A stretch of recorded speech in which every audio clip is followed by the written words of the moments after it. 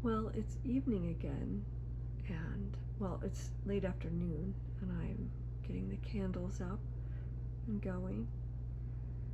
And I don't really have anything to talk about today. It was very low energy today. I did a few things, a few tasks that had to be done regarding some education steps I might be taking. And I have not done my workout yet. I'm going to. I do have some family stuff going on that is pressing me, and I think I want to go into some deep contemplation and I guess prayer. Um, and I guess today is maybe the sacrament I'll talk about for just a minute here is community and why we need it. We're basically hardwired. We are not apex predators in nature. We're very social animals for that reason, because we need community to help us fight predation.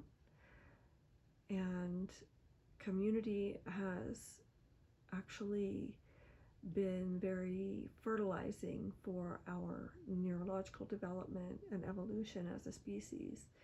It fosters tool use, it fosters everything you can imagine in terms of language, culture, and technology, from early agricultural technology on.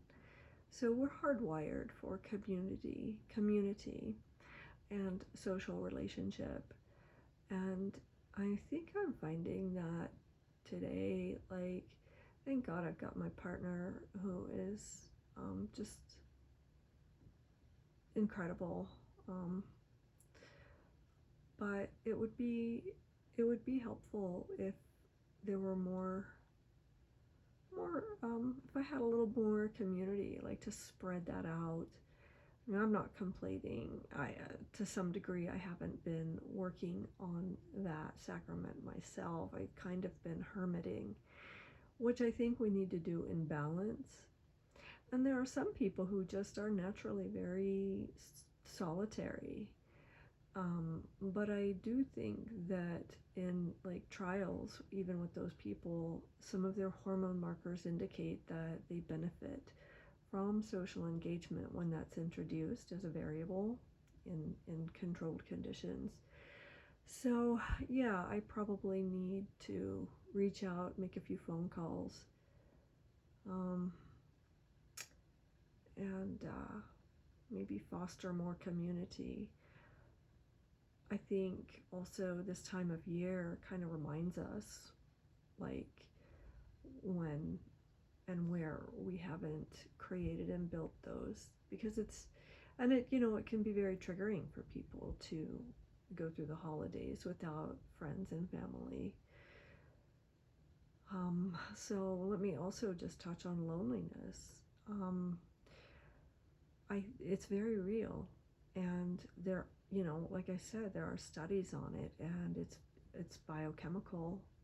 Like, we can actually measure the hormones that rise and fall in relation to how much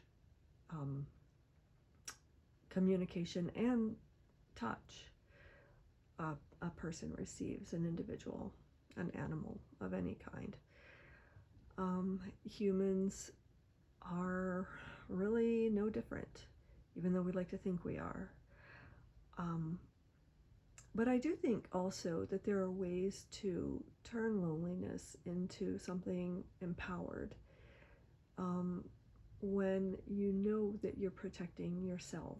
Like when you're choosing yourself rather than choosing toxic friends or family, then you know that you're being your own friend.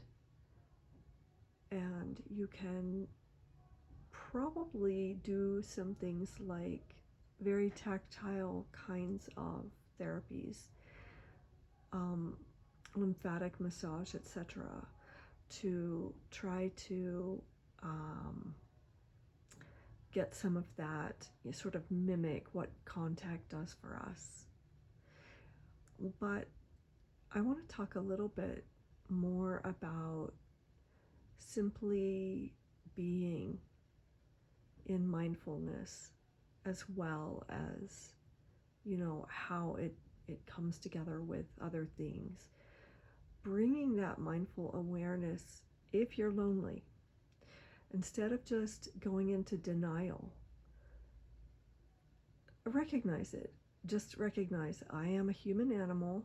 I'm a little bit isolated, but I'm doing this because I'm protecting myself. And wrap yourself in a blanket and give yourself some massage. Take a hot bath. Things that are very warming and stimulating to your blood circulation. Drink a hot cup of tea. Light some candles like I'm doing.